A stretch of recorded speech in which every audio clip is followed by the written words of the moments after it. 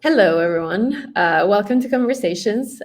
Today, we're talking about conversation design for the LLM era, a topic we might have touched upon before, but as it is very prominent and there's so many shades to this that we can unpack, we thought we want to have another session talking with different people. Different people will have also different perspectives, hopefully. And this time we have a panel that is like full on hands-on into this area. So rather than me talking about the topic and introducing it, I will just directly pass the mic on to Paul to maybe kick us off with introductions. Sure. Thank you so much, Giulia. My name is Paul. I'm a delivery solutions architect over at Nice Cognigy. Used to be Cognigy, now it's Nice Cognigy. We recently got acquired, where I basically, in my current role, function kind of like the putty that you put in a project that is missing a few bricks in a way. So I sometimes work as a project manager, I work as a conversation designer, UX designer, or even front-end developer, depending on what is needed. Yeah. Wow, wide range. Valentina? Hi everyone, I'm Valentina. I work as an AI product architect at Cito.ai, and we are very focused on automating logistics. It's one of those branches that is like fantastic if you're coming from conversation design, workflow automation, because there is so much to do. It's like, what can I pick today? And it's great. I'm part of the founding members of the product team, and it's extremely exciting because we wear a lot of hats. I collaborate very closely with software engineers, product purchase, product management, and operation, and so on. So yeah, but background, I'm a linguist, and LLMs are kind of the thing that brought all the linguists back to conversation design, I think. Yeah, for sure. And Meredith? Yeah, hi everyone. So I'm Meredith Schulz. I'm also an AI product lead at a company called Lena Health. So good to be with other product people, and definitely can echo the many hats. So yeah, I'm in healthcare. So Lena is a telephonic AI platform with AI agents in healthcare that automate the routine non-clinical calling that a lot of like nurse staff, nurse navigators, and other care team members have to do every day to call patients. So they're leaving a lot of voicemails and doing a lot of repetitive non-clinical type of calls like check-ins and appointment reminders, all those sort of things. So we automate that. So yeah, as AI product lead, I'm doing different things, working on the prompts, figuring out how to integrate prompts with other product features, manage our conversation design team with myself and another person, work closely with developers, and of course doing QA, customer success, kind of all the things, vibe coding sometimes too, and UI as well. So it's fun. Yeah, I'm excited to talk today about all the things LLMs. Wow, it sounds like we have really like a panel of people who are well-versed with all sorts of sides of this matter. So I think it's going to be a good one for sure. And because you're so used to like working on so many things and probably overcoming a lot of hurdles and things that come your way, I'll take the opportunity to start us off with a hard question. That is, what is the hardest thing about building with LLMs? And yeah, I'll say bonus points if it's something that we don't usually hear. So like if it's something that you feel like is original, bonus points. Maybe I don't know if it's something like that people don't talk about, but I can like start off with something that maybe isn't exactly building with LLMs. But for me, the hardest part is usually talking about expectations and managing expectations with the stakeholders. So basically, even before the building starts, where do you set a baseline and a foundation to kind of start an LLM-based project? Because I've had to learn this the hard way with a few customers that I consulted in the past. Basically, the biggest issue is always like what do they expect when they talk about an LLM or Gen AI based product? Because generally, what they anticipate and this vision that a lot of customers have or stakeholders, product owners have, is that they get the best of all worlds in a way. You know, like you get this automation that's like super fast and super easy to implement, but they also get a lot of control over it. So they have something that's incredibly reliable and like always says what they want, you know. But kind of telling them that it isn't like a wish list where you can basically just tick all the boxes of what you want, that there's some kind of trade-offs that you occasionally have. I feel like that is the most challenging part and the hardest part that can really like bite you in the behind quite quickly when you don't do that right. Yeah. This is so true. And it's one of my favorite questions to ask. Like, with how big of a error rate are you comfortable with? Which is like very, especially when basically your implementation comes after sales and you're there as a first question, it's a little bit like shock, thrown in the cold water. But it's very important. And I want to like link to that, saying that I think like the most difficult thing, especially from people coming outside of like this AI world where they don't really know, like maybe they use ChatGPT, so they use, well, I prompt, you know, it does what I want, but it's a very different than build enterprise ready products that you don't want to prompt inject and you don't want to let the user do that. It's actually coming with a very clear mind about the use case. And exactly, I think, Paul, you mentioned it as well, like talking to the customers, the expectation, what are the worst case scenarios, how many like edge cases do we have, and map every use case, because a lot of people, I think what I see, approach prompting as like, let me write a few lines of natural language because it's easy, because it doesn't look like that difficult. And I think we are a little bit primed as well when we were in school, at university. It's like, it's just important that you write something. But with prompt, it's so wrong, because if you don't have a framework, you don't have modularity in your tasks, skills, whatever, then you need to do the job 400 times and you cannot even troubleshoot it and debug. So I think that's the hardest part. Like, brace yourself, think through. Yeah. Oh my gosh, yes. So many things you said. I think I've changed my answer 4 times, well, based on what you were saying, Valentina, but it does make me think about, the testing of it. And that actually, I've been in other roles where we started with like NLP, NLU, traditional tech, and we're moving into LLMs. And that switch is definitely a mindset change from what you're used to testing. And so I think a lot of people don't realize how much of the work is just the testing aspect. So all those test cases and evaluations, or some people are calling it like synthetic user testing, is so much part of it. And defining those use cases up front of what's kind of that, MVP or first launch, what's absolutely critical in the majority of our, user population that we need to accommodate before we get into really advanced stuff. But, what also is a really good conversational experience, out of the gate on day one that can answer all these things. So it really does take a lot of, determining, okay, what does success look like early on, and then going and making all the test cases for that. Because you could work on this endlessly. It's infinite, right? And you have to draw the line somewhere.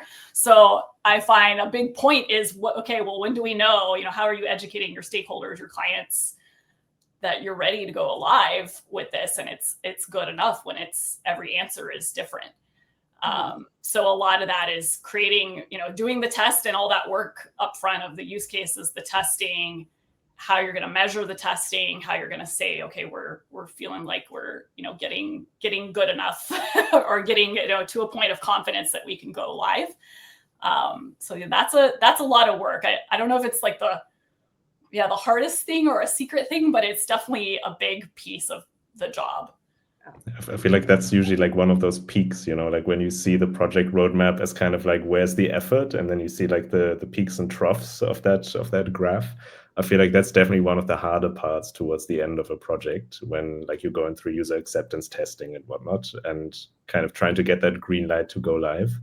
I think a big problem around that is also that, and this kind of like harks back to the beginning of a project, kind of understanding and aligning the expectations for testing, because I've also had to learn that the hard way, that apparently in my first project, an FAQ-based bot, basically, obviously the stakeholders had very different ideas of like what is a good answer and what is a not acceptable answer, for example, right?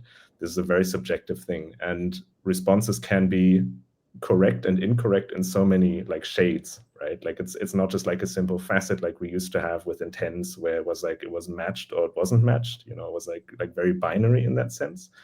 It's a lot more multifaceted in the way that, of course, maybe a response might correct the right information, but maybe the tone of voice wasn't right, you know? And that's just like one part of it. And if you walk through it with business users, they don't have that understanding from the beginning usually, right? Like you need to educate them on that. So Meredith, I really like your point there that yeah, testing is definitely one of the more challenging parts in terms of kind of like getting everyone to the table and kind of aligning them on what is actually like what to look out for when testing, and like how do you then provide that feedback so that the improvements can be made based on that. Yeah. Absolutely. And I think then when we design conversation, even like we have, I don't know, products and we are the one implementing, but then we have like the user testing those products, we always need to as well have features for them, like a review button, like thumbs up, thumbs down, comments, give them like a guided testing so that they can tell us what is the priority, what was wrong. As you said, Paul, like maybe in the answer was good, was factual, but it missed like the brand of the company and all of this, because otherwise it's super hard as well for us to prioritize what is good, what is bad, what can be as well as subjective preference.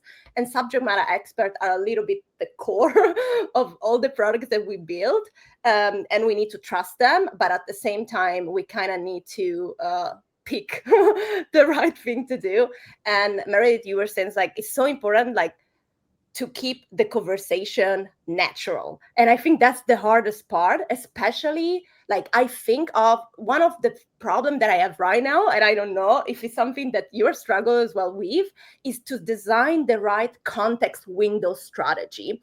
For example, let's say you have an agent and only one agent, simple. I call, I get some authenticated, I know where my order is, and that's it. I hang up. Cool. We can say, well, the context will be to have the whole session sent to the LLM so that every turn is very natural. But what if we have a multi-agent orchestration, stage gating, deterministic check that you need because you need as well guardrailing. So you need always to decide how much of the information that I had before I send to the next step.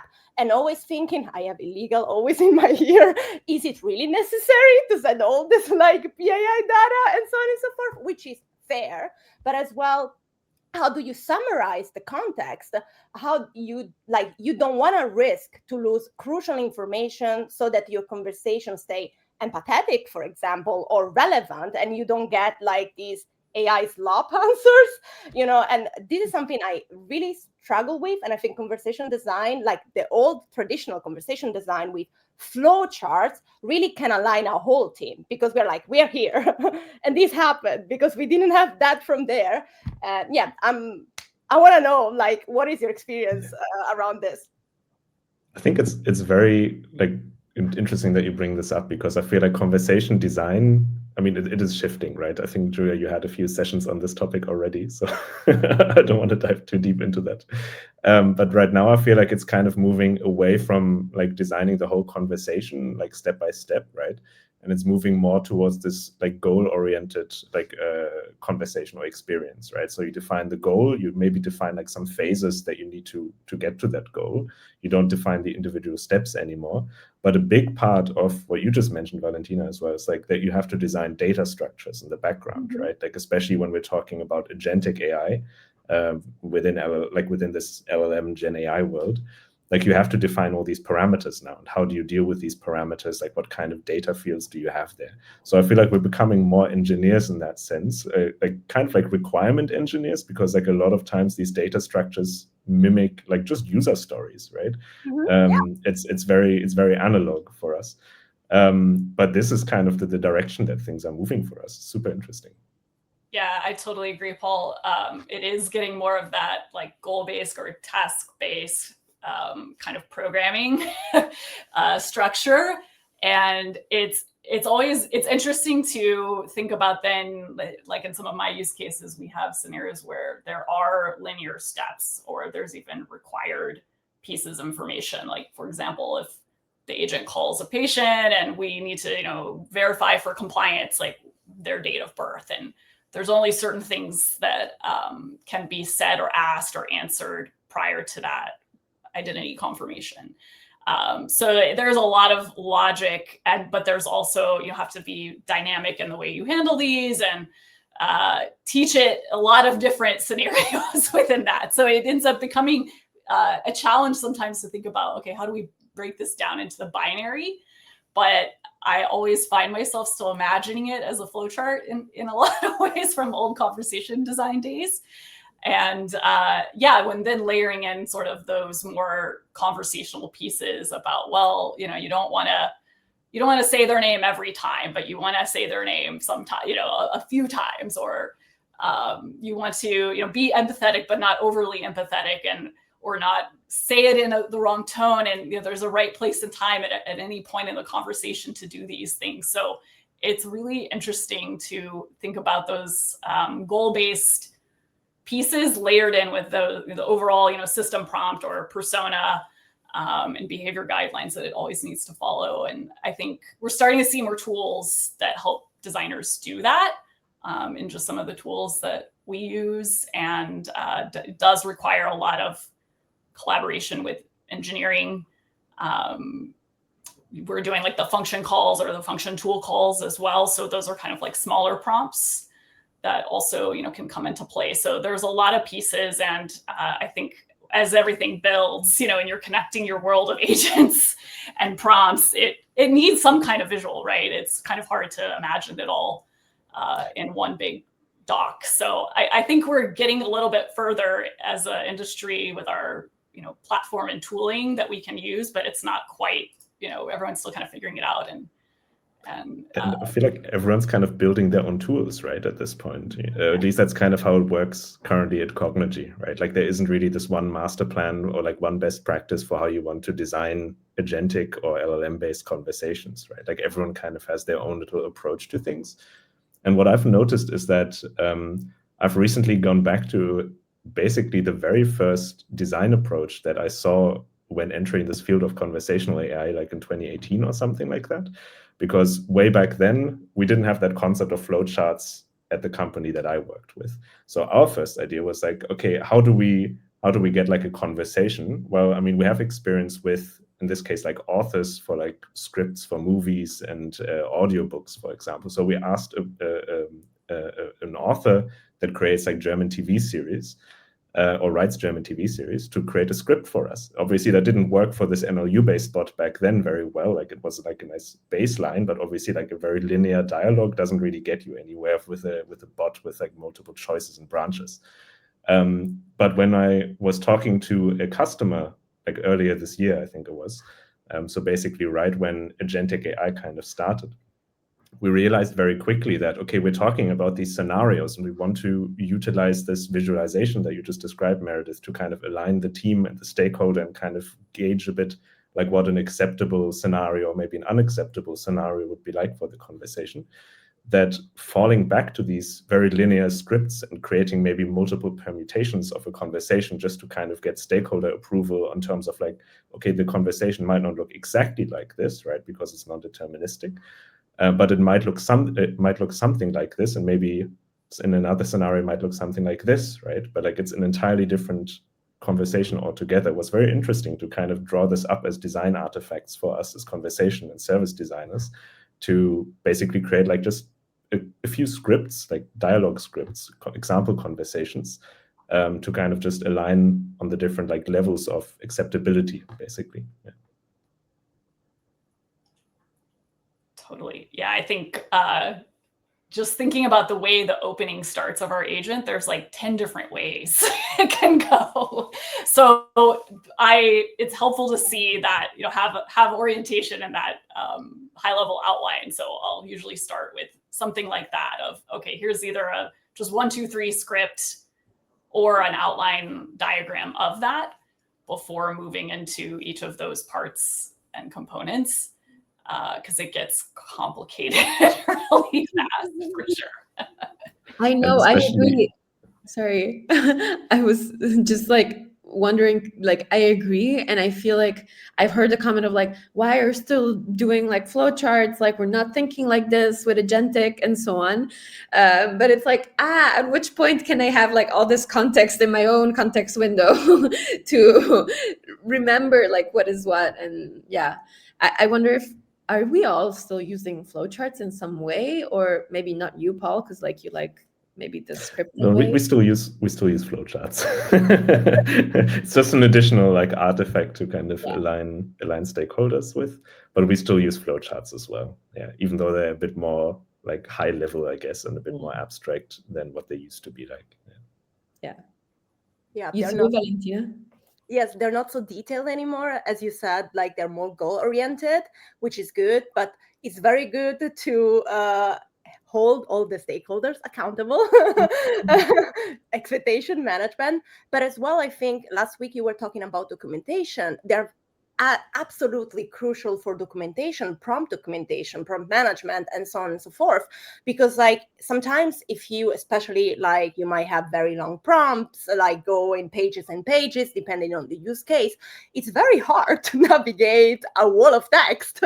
So if you kind of have a flow chart that visualize whatever it's inside, you approach it at macro level, and then you can zoom in when you need to, because you might not need to know everything about the system prompt and so on and so forth.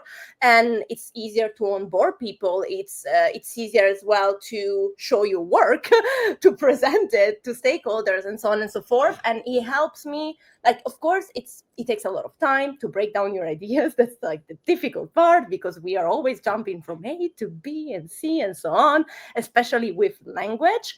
But it's time well spent, because when you break it down, you are actually thinking and seeing connection that you didn't see before. And this helped me a lot with prompt optimization. You know, that you're like, oh yeah, I need this section. And you are like, oh, but I talked about it before. So maybe I can compress it, and that's it. And I save suddenly 10,000 tokens. Like, so he helped me a lot, but it seems like it's, you block yourself a couple of hours where you have the feeling you're not getting anything done, let's say, like this. Yeah.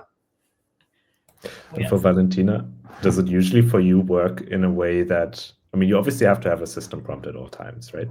And you talked about this before with the building blocks as well, that obviously compartmentalization of prompts and like reusing it, like reusing parts of the prompt for other system prompts or other use cases, obviously is very important for us as well. So there, this documentation part comes in very well.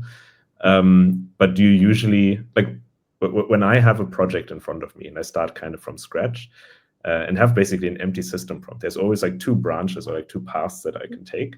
That is either I have multiple applications or use cases and I design entirely different system prompts for it that maybe share like a few components, or do I basically just have like a very more Lego style modular system where like all the blocks just kind of like flow together with every single turn of the conversation? How does that usually go for you? Because you're kind of more in this automation space, right?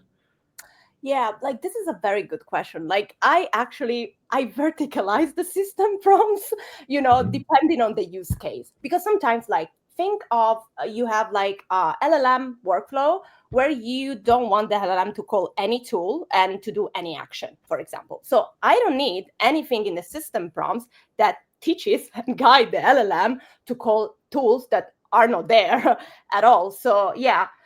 So I kind of like, but I always have, for example, guardrails in my system prompts. And I really love, I don't know if you use prompt manager, maybe like some of your companies like built it in their product. But like, this is something that when I started prompting or working in the LLM space, so when like GPT launched, was something that I totally missed, because like if you think of like developers workflows, like they always have like GitHub, they can like commit, versioning, emerging, blah, blah, blah. I was like, why we don't have this for prompting? We need to collaborate on certain things, and we need to know what changed from one version to the other, and if we are breaking something, you know. And yeah, exactly that. So mostly that with prompt manager, I can keep like referencing as well different system prompt, because like they are modular, as you said, compartmentalized. And you can test it even like faster, and it's easier to come to verticals that you can always reuse like Lego blocks. Yeah. But more about the prompt management. To clarify, the prompt manager, is this like an app, like a specific product, or is it like just like something generic concept of prompt manager? You can actually, like, it really depends. It's a concept, a universal concept, in the sense like, oh, I have this CSV file and I write it down. I wouldn't recommend that because like it's lengthy and manual and so on. But there are now as well like software, like prompt management software on the market that are open source or are under license. Or maybe, if you're working for a conversational AI, like a company that develops a product, they will basically build it in the product because it's very useful.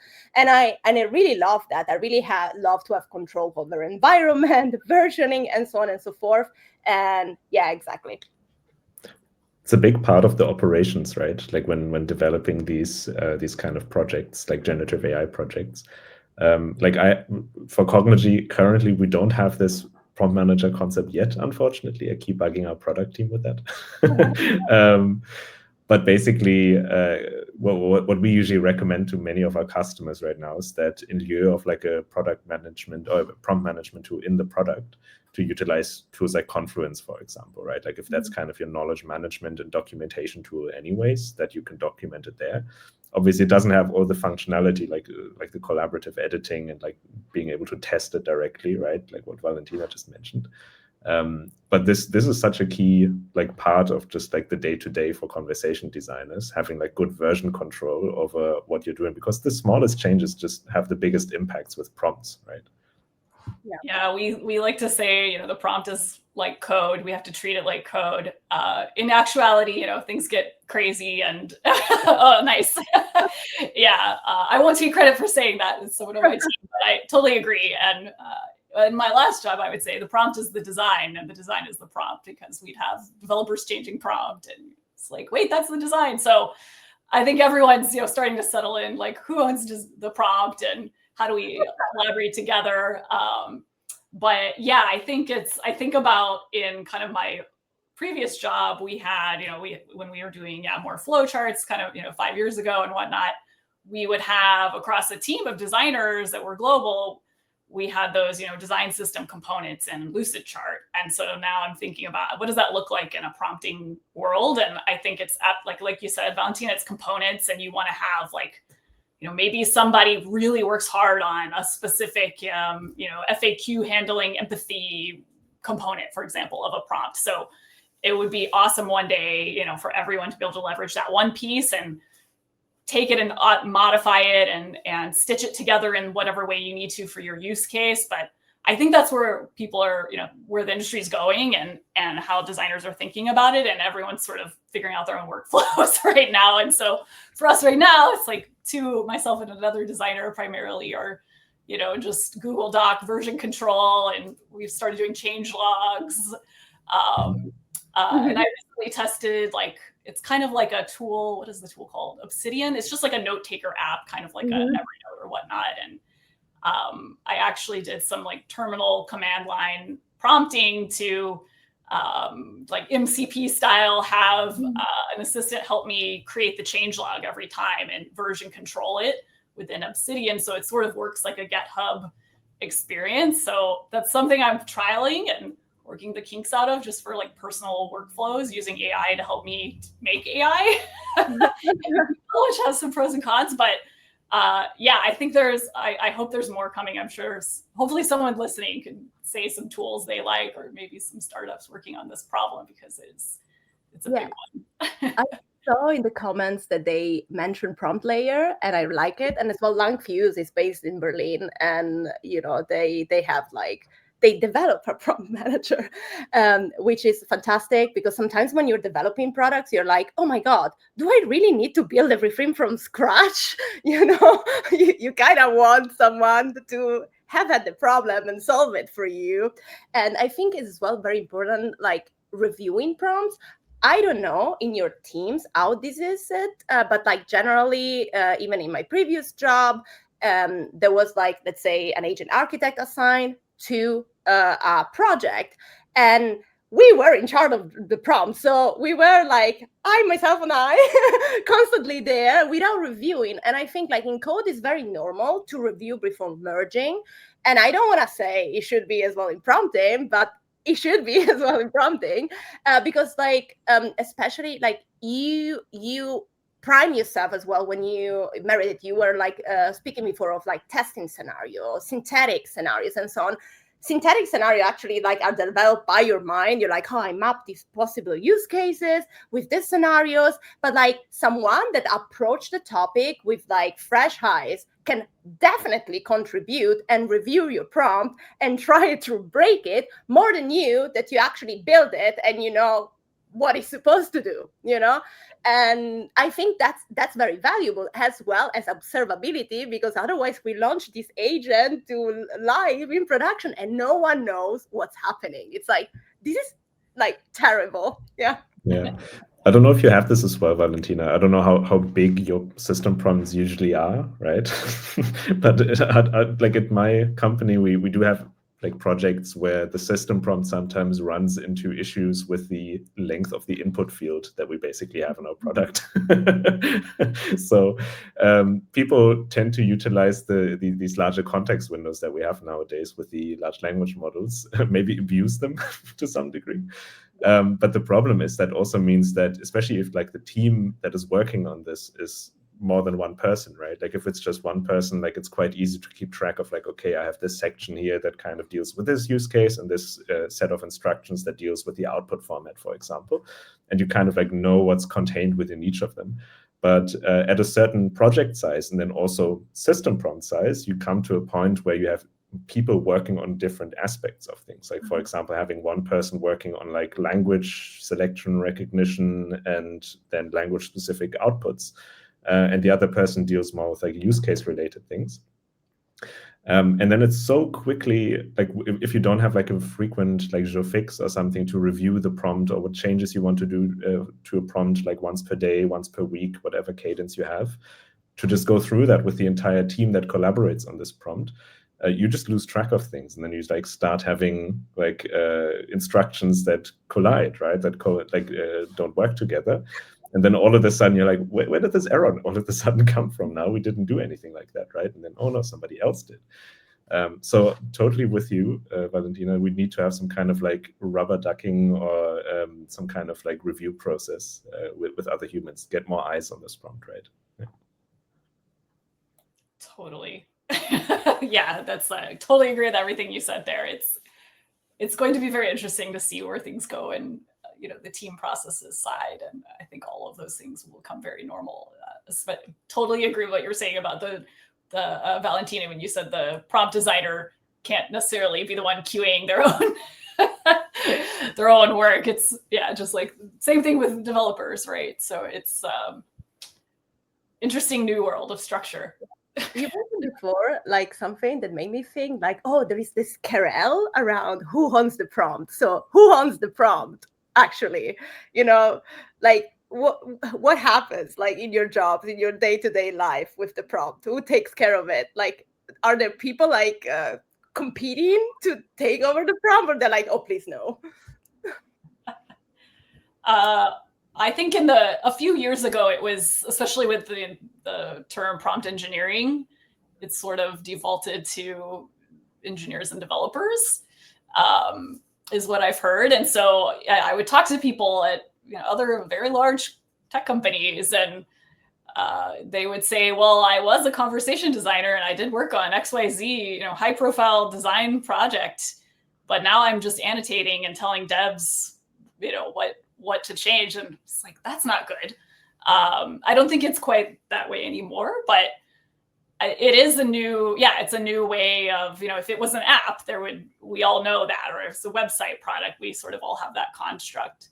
And I think we're still sort of figuring it out, but I think the best teams are those that are heavily collaborating. And so the designer comes in with, the overall flow, the journey, the behavior, the persona, the tone, the responses, they work with the stakeholders, they get the content, all those sort of things. And then when it gets to a point in the prototype that it's time to talk about, well, how do these functions come in? And integrations, other types of integrations, that's when engineers need to come in, and that's going to influence the prompt potentially, or it may create things that have to be reworked on the design side, just like any other design and engineering product, right?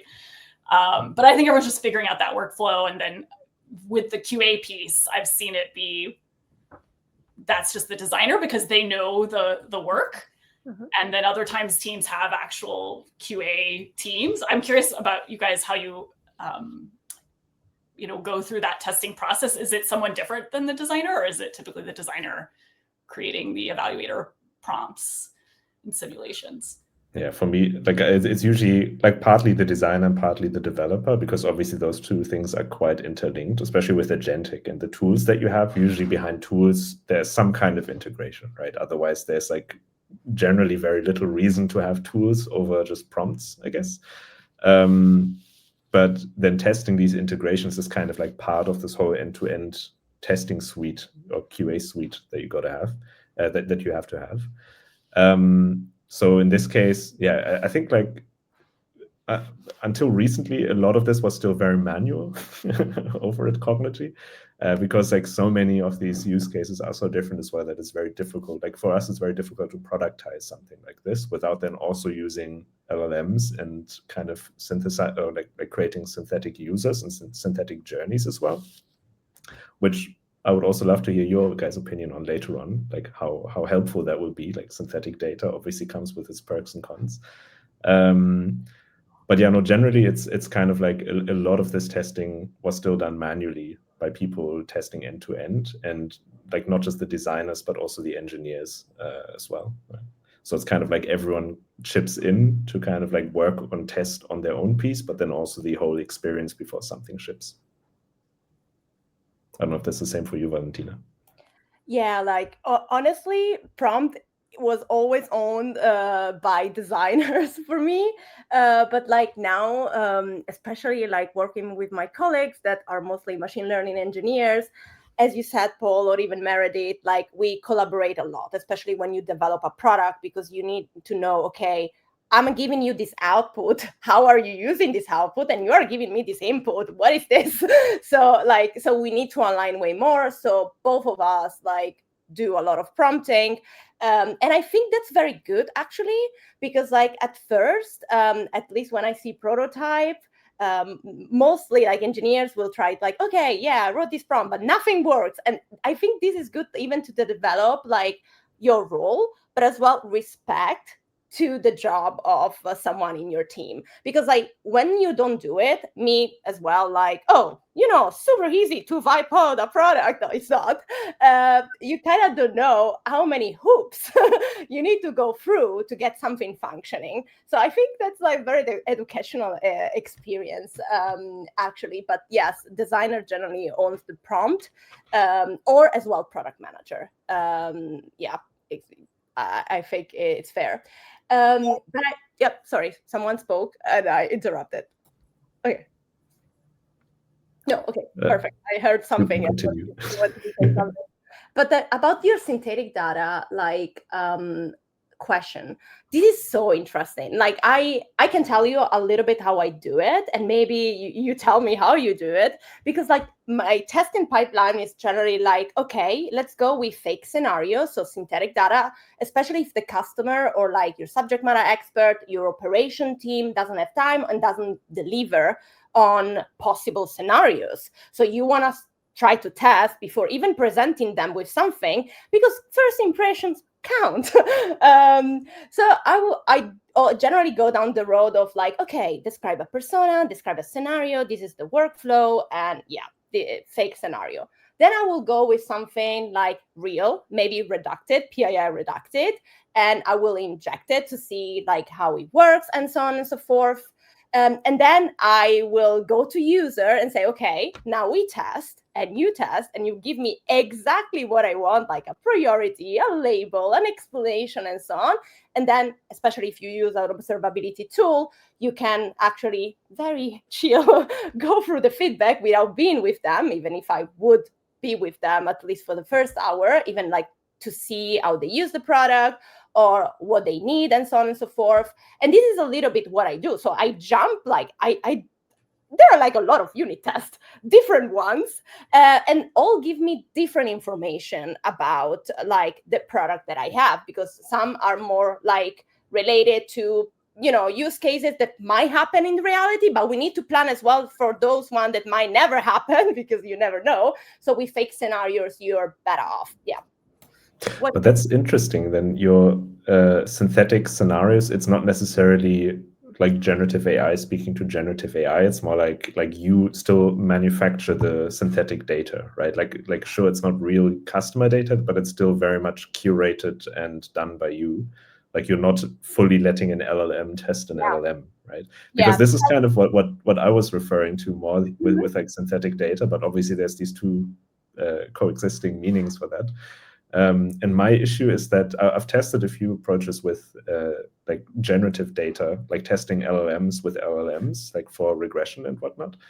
And like sometimes there's these scenarios that you just described as well, Valentina, where maybe it's not really a question or a use case or an intent or an input that a real customer might ask, but you still say, okay, this is somewhat valid.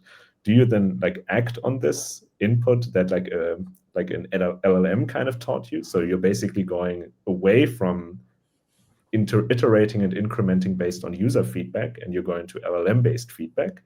Does that have the same like groundedness and like truth to it, or like importance to it, as like real human data, right? And I think that's probably one of the questions that we'll encounter more and more over the next like few months, like as I think like automated testing, especially with like LLMs, becomes a bit more prevalent and a bit more mature as well, which is going to be very challenging. And I think the big part that I'm worried about is I think that we will just drown ourselves in artificial data that we maybe that won't be super helpful for us, but we spend a lot of time just then like working through and interpreting without us like getting the feedback that we actually want and need. Ooh, very interesting. Yeah, like it just becomes an internal feedback loop with ourselves and AI, and that's a whole other topic for personal use of, but it's kind of a similar thing in this situation. Yeah, I've experienced that, and I would say I still mostly rely on my past experience and understanding of the user base, the users, and definitely look at and am inspired by real transcripts to improve and make those changes. Then maybe 1 every 2 out of 10 things that AI might say, to create this test case, it's something helpful. I find it's usually better for very granular type of unit tests, maybe, or let's test this like on the point of synthetic data, like, okay, what are all the combinations that we need to test of these like 5 data points? They say no to 2, they say yes to 3, that sort of work, like kind of letting AI do that and running those scripted tests. But yeah, I approach it with kind of this, there's like a baseline of synthetic user tests, and some of them are either across any agent that we might have. So things like agent calls and someone says, I can't talk right now, I'm busy. That's going to be in every use case, every type of agent. But then there's the specific types of case, related to that use case tests that we have to come up with. And AI maybe can help with some of that there. But we're doing since it's voice, our agent talking to a fake voice, and we have different personas as well. So we use a platform to help us do this. Yeah. And so they have lots of different personalities of these synthetic user personas, which is kind of very interesting, very cool. That's a part Go ahead. That's a part I hadn't thought about at all yet. So basically, from my perspective, like from a platform and LLM perspective, right? Like everything is text, everything is strings, right? Mm-hmm. Like it doesn't matter what modality you're in, like you're kind of agnostic in that sense. But obviously for voice, if you want to test or like incorporate like your TTS and STT into this whole process as well, that becomes a lot more complex. Can you say what tool you're using for that? feel Yeah, that? I think they'll probably be okay. It's a startup, so they'll probably be happy if I plug them. So it's Secura. It's CEKURA, Secura.com. So yeah, it's really interesting. The first time I listened to those, it was like, I was just like delighted, like this is amazing. And then it gets kind of weird and kind of creepy sometimes. But yeah, different personas, angry, interruptive. In healthcare, of course, we deal with kind of different cognitive impairments. So we have to test things like slow speaker, make sure the agent doesn't interrupt too early. So yeah, there's a lot of different things to think about just on the voice side with LLMs that definitely can be a challenge, as well as, of course, the biggest one is latency. And so you mentioned the TTS, Paul, so it made me think of just the latency problem.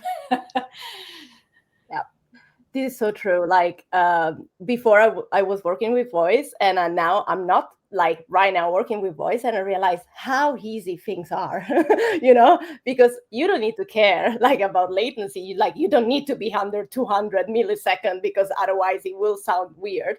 And when I was working with voice, I used something similar to Secura. Paul, in case you want to look into them, it's called Koval. They're as well like a startup. Brooke is the founder, and she's great. She takes like feedback to heart and implement for the user, which is something very valuable. And they have as well an observability feature, but you can actually like simulate agent calling agent, so you can pick your own voice and so on and so forth, especially because you never know, you might have as well like let's say a voice model on the other side. It doesn't need to be something like more traditional, and so it's extremely interesting even to understand like different dialects or already, like when you are implemented for a target that might have like heavy migration background, so they might not speak English or another language with a certain accent. So this is crucial for accessibility, and they allow that. And of course, I'm a linguist and a phonetician, so I was like, wow, this is amazing. And as Meredith said, it's very important for turn taking. What is the latency? Or even sometimes like, I think because it was like one of my hardest things like to survive is this 11 Labs voices. Sometimes they screech, and you want to know how much they screech. So with that, you can actually do it, and you're like, look at my report. This is statistical significant. Can you please fix it? Bye. So yeah. Screech rate, new metric. You can call it as well in evaluation like this. Like it's very good. And of course, we can discuss how you want to track. Actually, the turn taken is from the last actually word. It's very hard as well to do, because sometimes we'll just like saying, is that really turn taken? Do we interrupt? Like how crazy is your margin, which is as well important. And yeah, and these platforms are amazing. Yeah. I'm glad we're making a lot of startups happy today with all the recommendations. Sponsor us. Yeah, no, I'm joking. Please don't. I wanted to kind of pivot a little bit, because we've talked about, well, a lot of topics. Like I love how the conversation is flowing. But I was curious just to get a sense of like, when you wear like your conversation designer hat, how much of that work is like writing prompts, or how much of that is like creating workflows, writing knowledge-based articles maybe? What does that look like nowadays? Since this is the topic of today's panel, I want to gauge that from you three. I'll have to think about that a bit. It's so varied from project to project. I don't know if Meredith or Valentina, you want to go first? I can take a stab at it. Yeah, it is varied. I think it depends on the stage of the project, but it's definitely less diagramming than it used to be. So living more in the prompt doc than the diagrams, since the diagrams are a little more high level now, like we were talking about, as kind of an early artifact in the design process. So yeah, I think it's more, in the the meat of it, the hard design is a prompt. So it's writing that prompt and going through it or, stitching together different components from other previous prompts.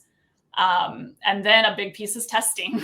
So it gets into everything we were talking about. So I think in general, for me, I've seen it just move to the testing piece a lot more because obviously the nature, it's very, with generative AI, it's a little bit faster on the design side, but then what you end up doing is more testing to make up for that, as opposed to, pre-gen AI when you were thinking about that experience and all the details, and then, we're relatively certain that it would work. So that's what it's like for me.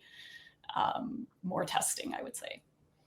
It definitely, like, I just remember like how much time we used to spend on just like building these flows, and like coming from at my previous job at a design agency when we were just solely focusing on conversation design, like in 2020, for example, right? So pre-gen AI, like it was just so much time that we would spend on like a big glass wall, just like with Post-its and like trying to map out the conversation. I remember like since LLMs properly took off, I just analyzed like how much time we used to spend on projects on certain like stages.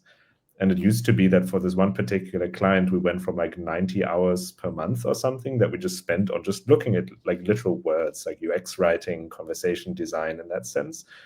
We went to like 10 hours or something like that per month. So like it was like a big drop like over the course of just a few like months, basically. But in general, I feel like I'm just the adaptation that we have to do as conversation designers nowadays is that we're just generalists, I think, at that point, right? And maybe this is just something that I personally brought into this as well. Maybe people have like more their niches still. And I just like personally love to embrace this part of being a generalist.